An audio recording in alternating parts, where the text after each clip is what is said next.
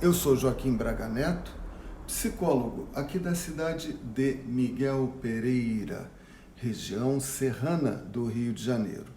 Como dá para ver lá fora, solzinho batendo forte, uma segunda-feira bonita, por sinal, uma feliz semana nova para você.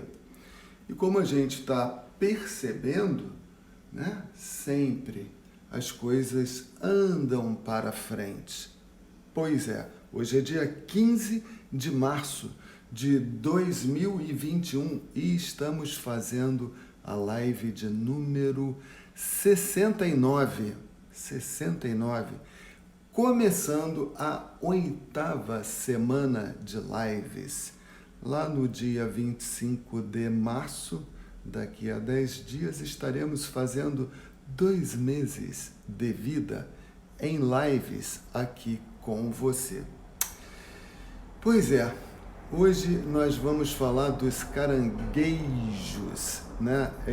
Já fui corrigido aqui pela Márcia, né? Dizendo que caranguejo... tem mais de uma pessoa. Entraram, 2 pessoas entraram, a Alessandra também. Não dá para ler o que é a designer. Adoro designer. Pois é, já fui corrigido aqui que caranguejo não é com I, é caranguejo, não é caranguejo, conforme colocamos aqui na live. Mas a ideia é justamente dizer que, né, a vida anda para frente, tudo anda para frente, o mundo anda para frente, né? Já estamos aqui na 69ª live, tudo anda para frente. E ontem eu vi 2 matérias na televisão, no Domingo Espetacular da Record. E foram 2 matérias que me chamaram muita atenção. Foram 2 acidentes de avião. Um de um rapaz que sobreviveu naquele acidente que vitimou toda a equipe, ou quase toda a equipe da Chapecoense, quando eles estavam indo lá para Colômbia, Bolívia, sei lá, um lugar desses aí. E o avião caiu, morreu quase todo mundo, sobraram 6 pessoas, 6 sobreviveram. Um desses 6 foi um rapaz que saiu quase que sem arranhões dali de dentro daquele acidente. Pô, cara, você tá viajando num avião, um aviãozinho... deu uma pausa aqui, a rede caiu, eles oferecem aqui pra gente uma rede 5G, que é para ter uma velocidade mais rápida. Aí a gente coloca e a rede fica caindo, já aconteceu isso outra vez. Aí eu botei agora para 2G, vamos ver se eles aguentam, que é uma pena, né? A gente queria ter uma internet boa para poder transmitir para você uma boa qualidade de vídeo. Pois é, falávamos agora há pouco daquele avião que caiu na Chapecoense, do voo, daqueles onde estava a equipe toda da Chapecoense, iam disputar lá um campeonato, já nas fases finais. Foi um grande feito e de repente aquele avião caiu e houve ali 6 sobreviventes. Um desses sobreviventes saiu sem nenhum arranhão. Se eu não me engano, pelo que eu entendi na matéria, esse rapaz era comissário de bordo, né? E estava ali naquele avião. Pois é. Bom, o cara sobreviveu, foi aquele drama todo, uma coisa horrível, né? Uma tragédia. E o rapaz saiu vivo daquele acidente. Tudo bem, a vida continuou, a vida que segue e tal. Bom, o cara estava indo, esse rapaz, que era o comissário de bordo, esqueci o nome dele, Eero, um troço assim. O cara pegou um ônibus, se eu não me engano, ele estava saindo de Cochabamba, na Bolívia, indo para um lugarzinho, nome bem complicadinho, Camoré, sei lá, lá no interior da Bolívia, onde ele ia trabalhar num hangar, né, como mecânico de avião. Bom, esse cara estava indo para lá num ônibus, esse ônibus virou, tombou, desceu serra abaixo, morreram 21 pessoas. Ele falou que quando ele viu a situação do ônibus e que o ônibus estava muito acelerado, ele se agarrou na vida, ou melhor, ele se agarrou naquela poltrona com uma força e o ônibus deu várias capotadas e ele se segurou com toda a energia, com toda a força, com todo o poder que ele tinha na mão para ele não ficar chacoalhando lá dentro do ônibus. E acabou que o ônibus acabou parando, né, lá embaixo da serra e ele conseguiu sair pela janela e saiu andando daquilo ali com apenas algumas escoriações leves. Em 2 dias ele já estava fora do hospital. Cara, o cara sobreviveu a uma queda de um avião, onde morreu, sei lá, 200 pessoas, 100 pessoas. Acho que o avião não era tão grande assim. E ele sobreviveu. E depois ele sobreviveu a esse tombo do ônibus, que foi agora recente. Sobreviveu ao tombo do ônibus e também conseguiu sair vivo dali porque ele se agarrou na poltrona, segundo o relato dele próprio, e conseguiu não ficar chacoalhando durante as capotagens e aí acabou sobrevivendo também em 2 acidentes. Nesse segundo morreram 21 pessoas. Pois é, eu fiquei assim abismado com a situação. Mas teve um outro acidente de avião de um rapaz que era o piloto. Ele estava indo, acho que levar algum alimento, sei lá, para um garimpo, alguma coisa assim. E ele estava pilotando o avião dele, ou da firma dele, eu não sei. E esse avião caiu na mata, lá no norte. E normalmente as matas no norte, eu acho que não era a floresta amazônica, mas era numa mata fechada, bem fechada. E ele viu que o avião estava caindo, e que ele já não tinha mais condição de segurar o avião no ar. E aí ele começou a olhar para baixo e procurar um local melhor onde o avião pudesse cair, dando a ele alguma chance de sobrevivência. E assim foi feito. Ele viu que tinha lá um vale entre 2 cadeias de montanha, onde as árvores pareciam mais macias, eram umas palmeiras, né? Aí ele acreditou que ali ele poderia ter alguma chance. E aí ele jogou o avião ali para aquela região, o avião foi caindo. Quando começou a bater no topo, lá nas copas das palmeiras, ele começou a fazer aquela barulheira e batendo o avião, ele tentando segurar o avião, e de repente o avião chocou lá numa daquelas palmeiras, e aí caiu. Alguns minutos depois ele levantou e ficou em volta daquele avião durante 8 dias. Ele ficou esperando que o avião fosse encontrado pelas buscas aéreas e nada de encontrar o avião. 8 dias se passaram. Ele tentou, no início, dar uma andadinha assim para fora da mata, mas era uma mata cerrada. Ele viu que não ia ter a menor chance, voltou e ficou acampado ali perto do avião para ver se alguém achava alguma coisa, né? E não passava ninguém. Era no meio do nada, só mata. Aquela floresta bem fechadinha. Aí o cara, depois de 8 dias, ele falou: eu vou morrer. Fez um vídeo para a família, no celular dele: olha, eu amo vocês e tal, não sei o quê, se despedindo da família, né? Porque ele estava certo de que ia morrer de fome ali, ia acontecer alguma coisa e ele ia morrer.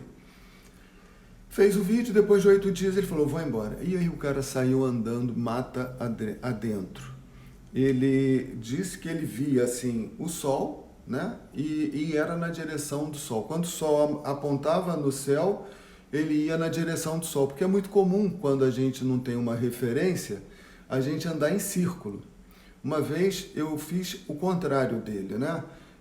Eu sabia que eu estava indo para o leste, e eu estava com o sol, já era depois de meio-dia, 2 horas da tarde talvez, e lá na Europa o sol se põe lá pelas 9 até 10 horas da noite. Então eu ia acompanhando a minha sombra, porque já fazia sombra, né? O sol já estava atrás de mim, Então eu ia acompanhando a minha sombra, que eu sabia que eu estava indo para o leste, mas eu não conhecia nada ali naquele lugar. Então o sol era a minha referência, no caso a sombra, porque o sol batia atrás de mim, a sombra na frente, eu ia seguindo a minha sombra, e aí eu sabia que o sol ia se pôr no oeste e a minha sombra apontava a direção leste. Claro que a minha situação foi fichinha, né, perto da dele. Mas o cara ia na direção do sol e foi andando durante... Bom, ele ficou na mata, contando os 8 dias mais depois, ele ficou 35, 36 dias no meio do mato. Ele falava que ele via um grilozinho no chão, ele ia e comia aquele grilo, né? Era do que ele se alimentava. Achou lá uns ovos de uma ave lá, parece que ele achou uns 2, 3 ovos, uma coisa mais ou menos assim, que foi o que deu também algum alimento para ele, né? Quando ele estava no meio da mata. O cara tinha noção de sobrevivência na mata, ele deve ter feito curso justamente por ser aviador. Bom, a conclusão é que ele, depois de 35 dias no meio do mato, sem ter uma noção de nada, ele ouviu o barulho de uma motosserra, aí ele foi na direção do barulho da motosserra. E depois tinha um cara batendo, ele estava abrindo um ouriço, não sei nem o que é abrir um ouriço, mas o cara estava abrindo um ouriço. Então batia, aí de repente ele viu o cara e o cara viu ele, o cara ficou assustado de onde que esse cara apareceu. Né? E ele falou que ele era piloto de avião, que o avião dele tinha caído, e o cara estava já assim, anêmico, desnutrido, subnutrido, com fome, cãibra, já não aguentava mais nada, ele já mais 2, 3 dias, acho que ele morria no meio da mata. Aí, né, acabou encontrando aquele cara, e aquele cara levou ele até a casa dele, a mãe dele deu comida para ele e tal, ele foi se alimentando, no dia seguinte veio o socorro. Foi uma emoção indescritível, né? Tá bom, Joaquim, e aí, o que você quer dizer com isso? Ah, dois acidentes de avião, que os caras sobreviveram. Eu acho que isso é uma grande façanha, né? É algo realmente fantástico. Acho que só a história já vale por si mesma.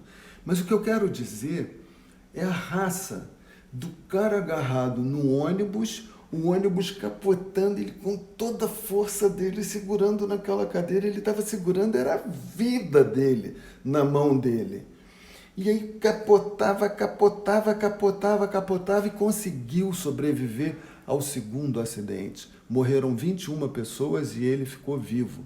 E no avião ele já tinha caído lá com a Chapecoense, só 6 sobreviveram, ele foi um deles.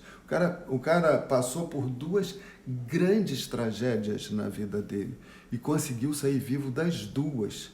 E esse piloto, segundo a reportagem, ele tem que ficar 6 meses sem voar, segundo as regras da ANAC, Agência Nacional de Aviação Civil, acho que é isso, para depois ele poder ter direito de voar de novo, etc. e tal. Então o cara ainda pensa em voar. Pô, eu acho que eu nunca mais eu ia querer subir em cima de uma cadeira. O cara vai voar de novo, né? É gente de raça, é gente bacana. Esses são verdadeiros campeões da vida. Aí, por que eu estou falando isso? Já que o tema da nossa live é caranguejo. Caranguejo, né? Tirando a brincadeira, caranguejo é que anda para trás. É porque eu já vi caso, agora eu vou contar um terceiro, já entrando no assunto, tá? Já entrando no assunto.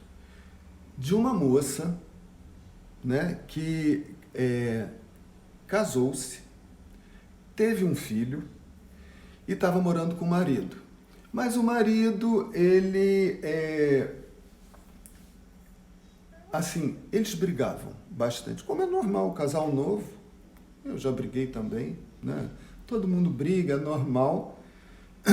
E a moça chorava as pitangas dela, voltava lá para casa da mãe, chorava as pitangas e a mãe falando, não, qualquer coisa tu volta para cá. Olha o caranguejo andando para trás. Bom, aguentou mais um pouco, separou-se. Depois de alguns meses, alguns anos, a moça acabou se separando, foi morar onde? Com mami. E levou o filhinho dela também. Voltou a moça e o filhinho para casa de mami. E ficou morando lá com a mãe. A moça e o filhinho. Pois é.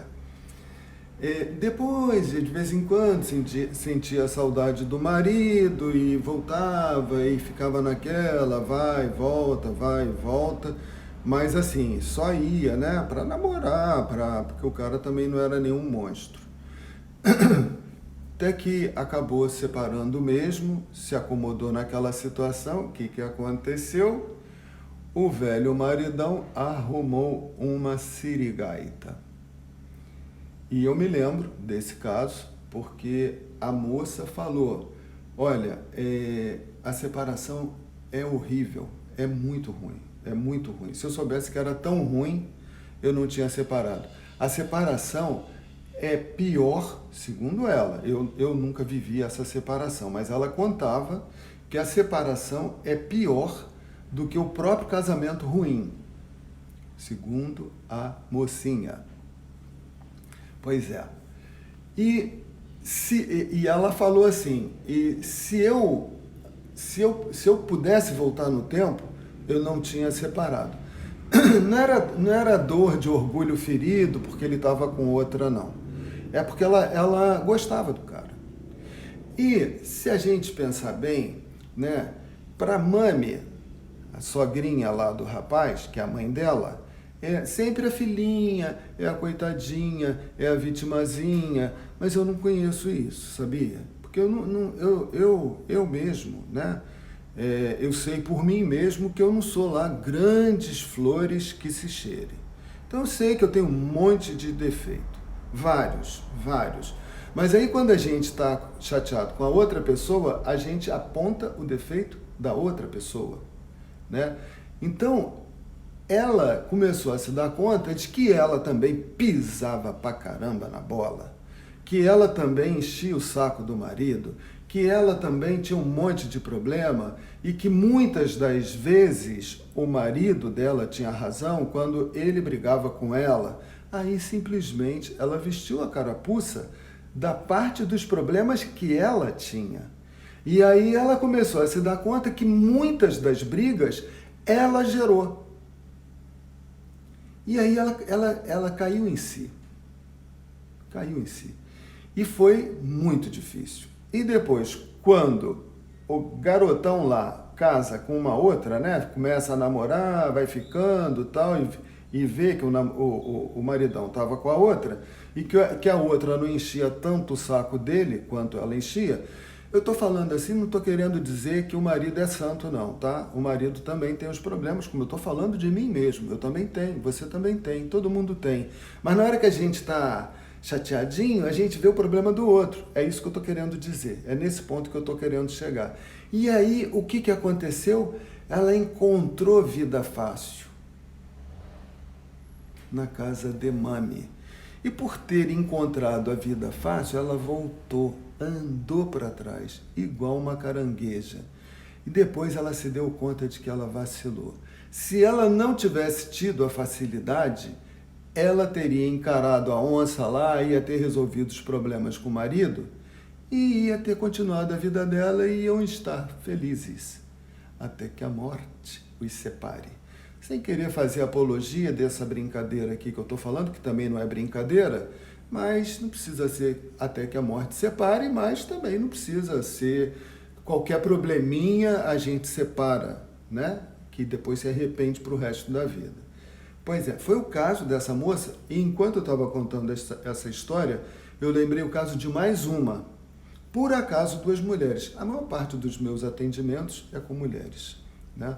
Atendo muitos homens também, mas diria que 75% dos meus atendimentos são com mulheres. Pois é, elas são mais corajosas para olharem para dentro do que os homens que preferem botar a culpa nos outros. Por acaso aqui eu estou colocando 2 probleminhas que aconteceram com mulheres. Pois é. Agora, por que eu contei aquela história do piloto que caiu no meio da mata e foi andando e acabou achando, depois de 35 dias, a salvação da vida dele? É porque a gente fala assim, o pensamento da mãe é assim, porque a vida está tão difícil, a minha filhinha vai passar tanta dificuldadezinha, coitadinha dela, ela é vitimazinha, aí eu vou abrir aqui a minha casinha para ela, vou dar um travesseirinho limpinho, com um lençolzinho limpinho, ela não precisa nem lavar a roupinha dela, que eu vou lavar a roupinha dela, e é assim que acontece. Aí ela vai poder ir para baladinha à noite, porque tadinha dela tá tão sozinha, ela precisa se divertir um pouco. Pode deixar, minha filha, que eu cuido do seu filhinho para você. Vai lá se divertir um pouquinho. Cara, eu nunca vi isso. Tudo bem que a minha vida não é igual a desse piloto, ou igual a do outro que teve que se agarrar com unhas e dentes para salvar a vida dele quando o ônibus estava capotando. Tá bom, minha vida não é tão difícil. Mas, pô, se esses caras conseguiram sobreviver nessas duas situações, com 2 acidentes de avião, e o cara ficar 35 dias, 36 dias comendo inseto, grilo, um ou outro ovo que ele achou no meio do caminho, que deve ser horrível você comer um ovo que tá com... deve ser uma coisa horrível, mas, porra, aquilo ali deve ter sido, assim, um manjar dos deuses, né? Foi o que deu vida para ele. Então, quando a gente vence, quando a gente encontra a dificuldade, a gente vai se lapidando, a gente vai tirando essas cascas ruins da nossa personalidade, que a gente é pobrezinho, que a gente é coitadinho, e vai saindo um guerreiro dali de dentro. Agora, quando você, em vez disso, você encontra lençolzinho novo, né? Como é que é aquele ditado? Acho que é... Quem pariu Mateus, que embale.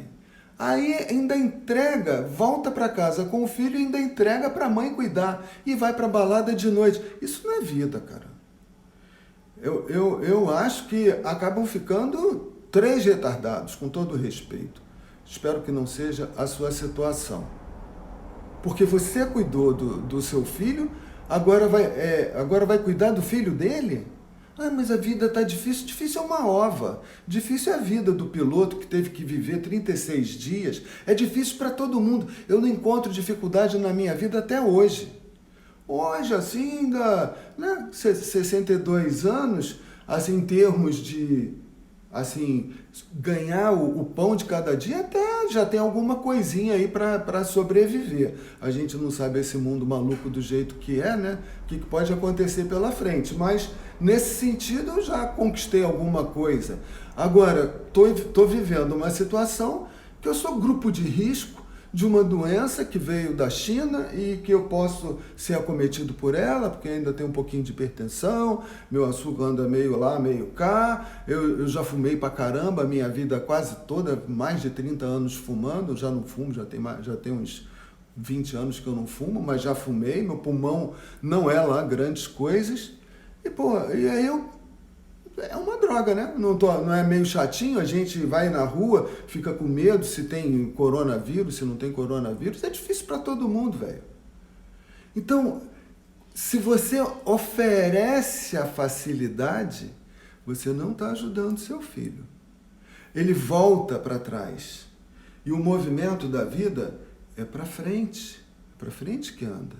Tudo bem o seu filho perceber que você está tendo dificuldade, convidar você para morar com ele, para ele te dar condição de uma vida melhor, porque você ajudou ele quando ele era criança. Agora está na hora dele ser um homem ou uma mulher de verdade, né? As feministas que falam e acontecem, não sei o quê. Então a mulher quer ser igual ao homem. Eu dou maior força, então vai lá, chama a tua mãe para morar contigo, ganha a tua sobrevivência, ganha... mas é difícil. Para quem que não é difícil? Para quem que não é difícil? Difícil foi para o piloto de avião, para todo mundo é difícil, para ele foi difícil pra caramba. Difícil é a vida pro cara que todo dia acorda de madrugada, volta para casa de madrugada, correndo muito mais risco do que eu, para pegar aquele coronavírus num trem lotado, depois num ônibus lotado, trabalhando igual doido, às vezes nem podendo comer direito, tanto com o sistema imunológico mais fragilizado. É difícil para todo mundo, velho. Mas mimimi, que para mim, como se fosse aquele floquinho de neve, né? De neve. Todo mundo é igual, mas é igual um floquinho de neve, né? Todos os floquinhos de neve são iguais, mas eu sou um caso especial. É porque você não conhece a minha vida. Ah, pastor, que não conhece a tua vida, eu conheço a tua vida. Só aqui em Miguel Pereira foram mais de 20 mil atendimentos. Em posto de saúde a demanda é muito grande. Mas o que eu já atendi no Rio de Janeiro antes de vir para cá, a vida de todo mundo é igual, cara.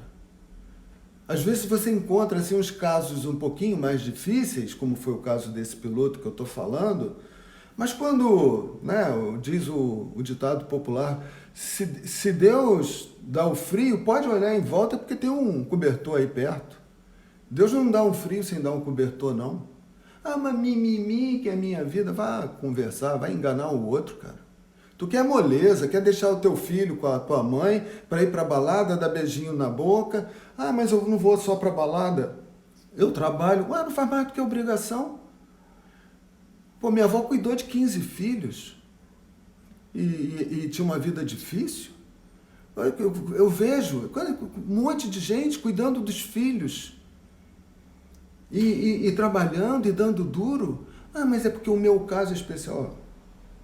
Pode contar isso para tua mãe, para tua avó. Não dá para contar isso para mim, não. E vou te dizer, ó, uma coisinha para a gente fechar o nosso papo hoje.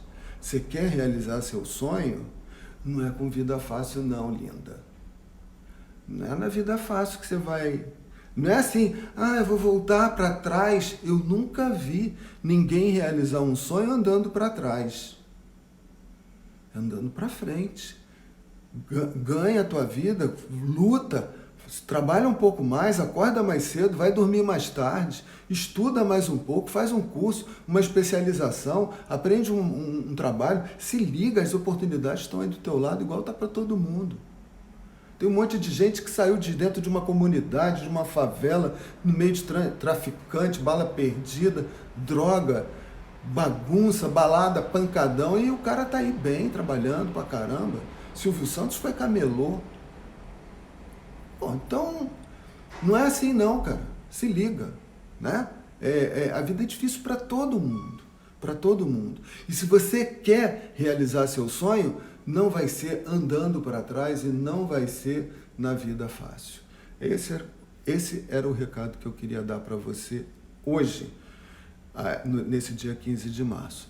Hoje à noite, 8h08 da noite, estaremos aí trazendo mais um assunto dessa vibe, para você realizar o seu sonho. Um forte abraço e até logo mais.